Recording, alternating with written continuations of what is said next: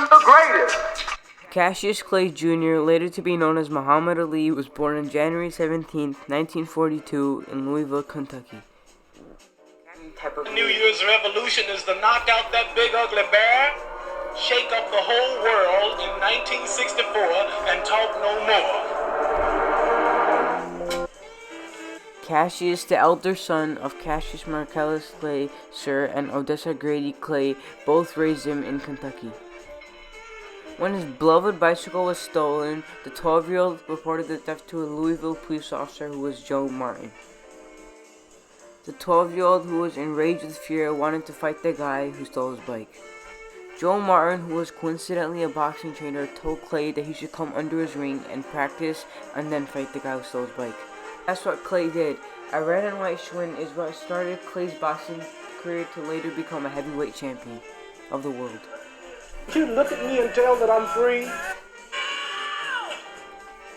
Yup, and this is how exactly Cassius' boxing career started. Cassius just spent hours in the gym, and it eventually paid off. 6 weeks later, that were full of hard work, Cassius won his first match by a split decision. He eventually went on in his career to win 17 straight games in a row that were the first of his career. Before Cassius got featured on Sports Illustrated 38 times, just second in history, by age 18 he had captured 2 national Golden Gloves titles and 2 amateur Athletic Union national titles and was 108. He traveled to Rome and after he graduated high school and won the light heavyweight gold medal in the 1960 Summer Olympics. Cassius won his first professional boxing match on October 29th in 1960 in a 6-round decision.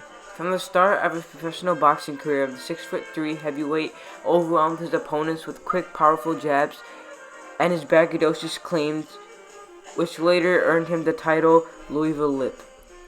After winning his first 19 fights, which included 15 knockouts, he received his first title shot on February 25th, 1964, against the heavyweight champion Sonny Liston. Cassius came into the fight as a 7-1 underdog, but Clay relentlessly taunted Liston before the fight, saying, "Float like a butterfly, sting like a bee." Cassius predicted a knockout, and that's exactly what happened. Solution is to knock out that big ugly bear, shake up the whole world in 1964, and talk no more. It might be great, but he will leave in 8. If he want to go to heaven, I'll get him in 7. And if he don't want to fight, he should keep himself home that night. Sonny continued to hear Clay's trash talking, but only responded with few words. What's going to happen in February to your friend over on the right? I'm going to kill him. I see.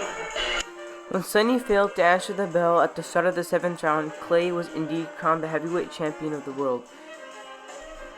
In the ring after the fight, Clay ran around the ring screaming, I am the greatest.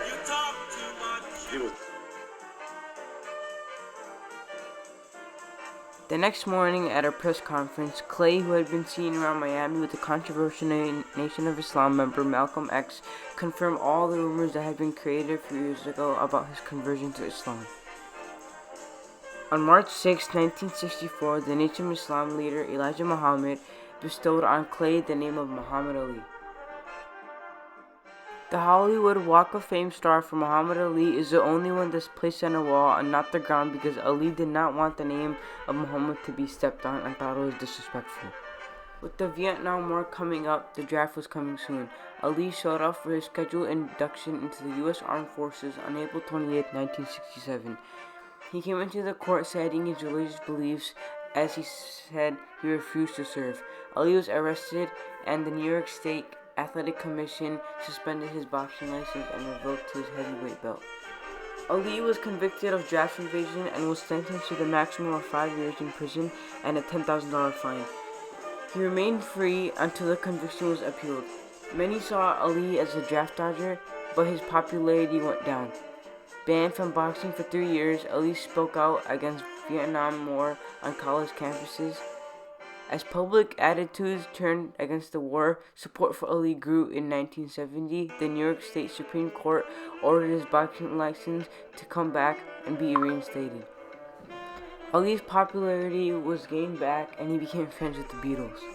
Muhammad Ali later became an activist and a philanthropist and also started talking more regularly at college campuses. Muhammad Ali was not only a great boxer but also a great talker. He talked great trash and also helped people about their religious beliefs. He also mentioned to people that it does not matter what others think about you, it's about what God thinks about you. When asked what his strategy was for life and boxing, Muhammad Ali responded with this. Anything I should expect to say? You know how great I am. I don't have to tell you about my strategy. I can let my trainer tell you. Bodine, come here. Bodine, tell him, what are we going to do? You're going to float like a butterfly and sting like a bee. Rumble, young man, rumble. Muhammad Ali had been keeping a very big secret from the public.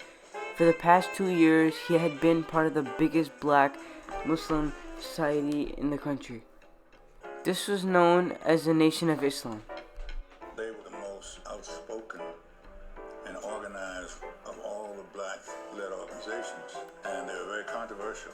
Let no one underestimate the Muslims. They have their own parochial schools, where Muslim children are taught to hate the white man. This was the most controversial part. There was a whole misconception going on of what Islam really was. Growing up where there was racial discrimination, Muhammad Ali went to this group where he found that everyone accepted his beliefs and he felt involved and inspired.